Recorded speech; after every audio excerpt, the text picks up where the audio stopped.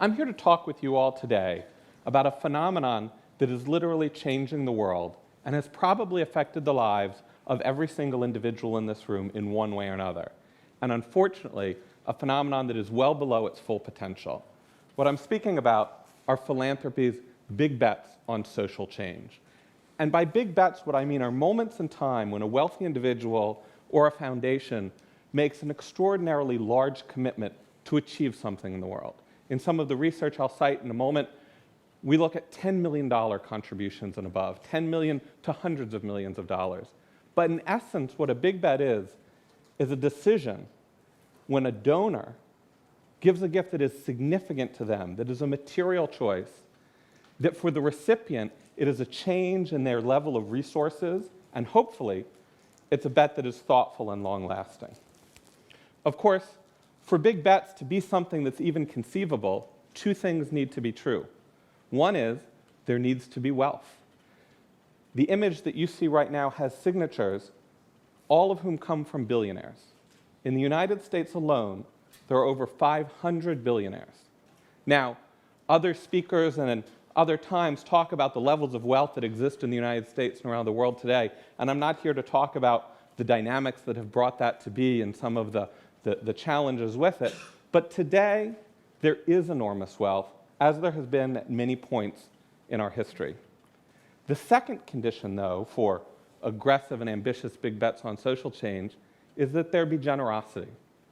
Every single signature on this page comes from a person that has pledged to give away at least 50% of their wealth to causes that improve the world.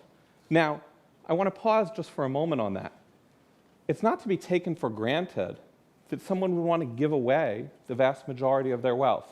But in the United States today, and increasingly in other nations around the world, the normative behavior of the wealthiest individuals is not to guard their wealth for generations, but is to give it away towards social change. Now, a few years ago, 15 years ago, I myself made a smaller bet, or at least a personal bet, which was to leave the world of business and strategy consulting for profit to work with social entrepreneurs at a small nonprofit called the Bridgespan Group. Over the last 15 years, we've had the tremendous privilege, and I've had the tremendous honor of working with some of the most ambitious and visionary social entrepreneurs addressing issues of children aging out of the foster care system, of climate change.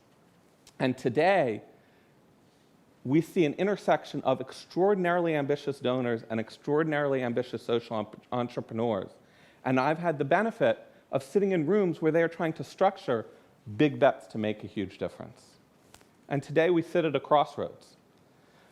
Over the next 20 years, there will be the greatest transfer of wealth in the history of mankind.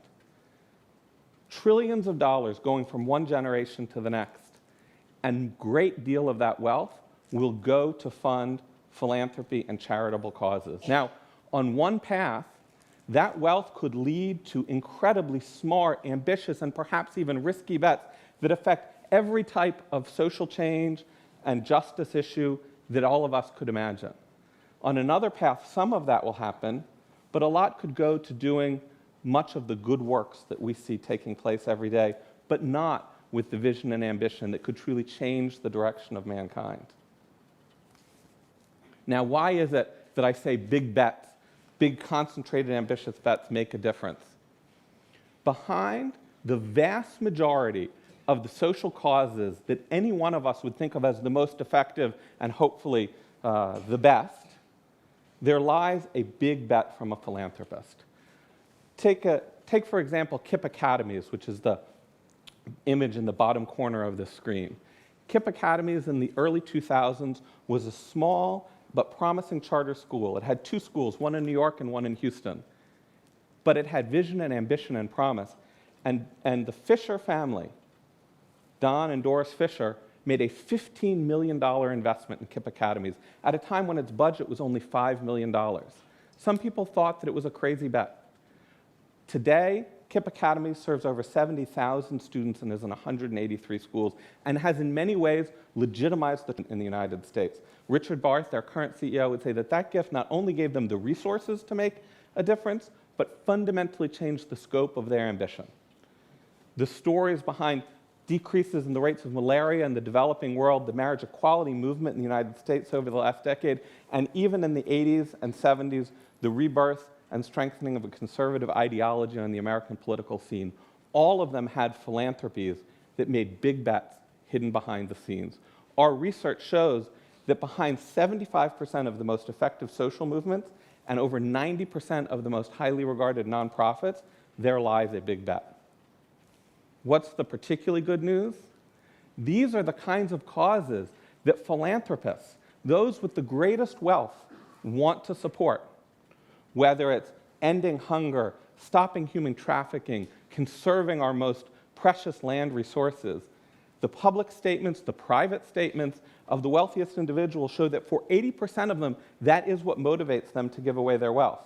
Now, that's not a quality to be taken for granted. No one has to give away their wealth. It's a voluntary act. And one can give it to whatever causes one wants. But it is these types of truly audacious social change that motivate donors to give away their wealth.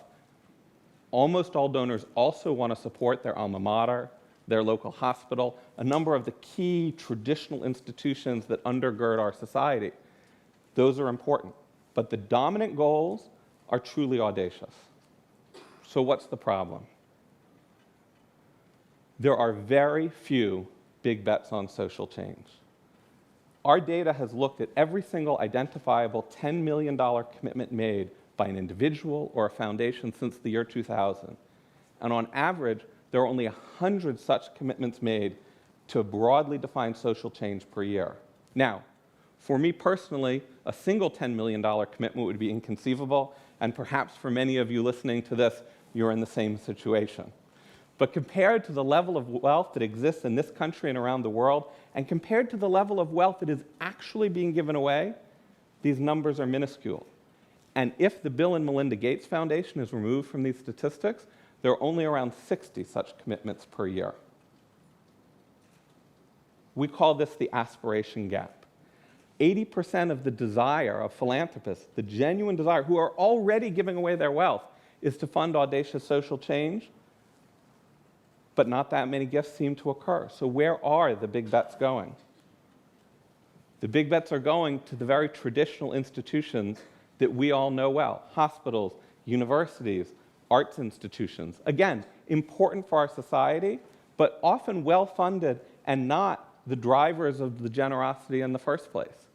Whereas 80% of donors want to fund audacious social change with their biggest commitments, and by the way, with the commitments that they most frequently discuss, 80% of the gifts go to traditional institutions. Why is this the case? On some level, it's very basic. Finding a place to write a check that changes the world is hard. Think about any cause that is most meaningful to you, or something that you've read about recently, the Syrian refugee crisis. If you had $10 million, where would you write that check? The number of shovel-ready projects that are apparent, that are well-known, are small. But now take for a moment the contrast with an established institution, your alma mater, a university. If you were to approach them with $10 million, with $100 million, there'd be a drawer full of opportunities. A new wing, a professorship, a major body of research, and if you didn't like what was in the drawer, there's a well-staffed development department to tailor it to your very needs. So there's a basic inequality. Now, does that mean that we're forever stuck with a portfolio of wealth that is going to change, that's heavily weighted towards traditional institutions versus more bold social change? I don't believe that's the case. There are a handful of habits by philanthropy, and frankly by our culture at large, that fundamentally constrain and diminish the number of big bets that people are willing to make on social change. The habits range from the ways in which leaders and social entrepreneurs connect and meet with philanthropists, to the ways in which traditionally smart philanthropy drastically narrows the range of things that philanthropists will consider. But the habit that I want to speak with you about today is how we envision and understand risk. There is an imbalance in what we consider risky in zones of traditional institutions versus social change. Joel Fleischman, who is one of the truly wise men in the world of philanthropy, talks about this. And just for context, he helped build Duke University's endowment to the place that it is today, where Duke University is one of the richest and most well-resourced and ambitious universities on the American higher education scene. He also was the president of Atlantic Philanthropies, which has been one of the most frequent serial big betters on social change. He sees both sides of the world. And what he would tell you is that we consider safety and risk and goals fundamentally differently in these two worlds. When we think about giving to a cherished institution, we think about our own personal connection to that institution. Maybe we think about the appropriate place we should sit in amongst our peers in terms of contribution level. We don't ask, will my gift to the 25th class reunion fundamentally change learning outcomes for the next graduating class? It's just not the question on our minds. But it's precisely results-oriented questions like that that we ask ourselves when we think about social change. Give a major gift on climate change, give a major gift to end human trafficking. How will I know that this gift will actually make a difference on that issue? Now, it's not to say that we should remove a results focus from big philanthropic gifts to social change. Of course not. That's exactly what we should do. But as long as we believe that the riskiness of these two things is so fundamentally different, and we have hurdles that are quite different, the portfolios will look the way they do, 80-20 instead of 20-80. With every big betting philanthropist with whom I've had the honor of working, they talk about a moment in time, an epiphany almost, where they realize that in fact their wealth needs to pursue risk rather than avoid it. That to make the kind of difference they aspire to in the world, that their giving has to be the risk capital of social change.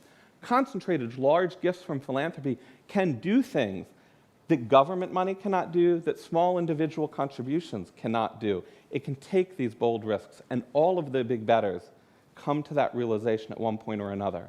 Now, part of it is in their own minds, but part of it is how we all react to big bets. Right now, giving to traditional institutions is all upside. A name on a building, a publication, a report, very little criticism. But give to a sometimes controversial issue of social change, and the dynamics are totally different. Many of you may have read in the last 6 months one report or another about Mark Zuckerberg's gift to the Newark public school system. His $100 million gift is one of the 10 most significant gifts ever given to a human services organization in the human services cause in the United States. And yes, there were ways in which it was not humble, and yes, there are ways in which it did not interact with the community as it should, but it did good things for the youth of Newark and is an example of enormous generosity. We need more of those gifts, not fewer of those gifts. So why am I optimistic that we can see more big bets in the coming years? The core foundational elements of what makes this a phenomenon that even exists at the level it exists today goes back hundreds of years. When Alexis de Tocqueville, one of the great minds of his generation, came to America's shores, he observed some unique cultural characteristics, that social problems of any type, from justice to celebration to poverty, were addressed by private wealth and nonprofit associations coming together with great ambition. Those fundamental characteristics are what have made the US a pioneer in philanthropy and an influence now on philanthropy globally, and it builds and it builds and it builds on itself. The limitation on giving big bets, the habits that I mentioned, are nothing but habits. And I know habits can be hard to change, but they are possible to change. So I ask you now, take one moment, think about an issue that is incredibly important to you, something that if it were to change would make the world a fundamentally better and more just place. And now imagine that some visionary leader acting on that problem received a big bet from philanthropy. Imagine if there were 2 to 3 times as many big bets on social change over the next decade as there were over the last. I and my colleagues want to make that our big bet. We want to work with the philanthropists, the media, the general public, the social entrepreneurs to enable 2 to 3 times as many big bets over the next 5 years. And if we are able together to achieve that goal, millions of people and generations of lives will be fundamentally different. Thank you very much.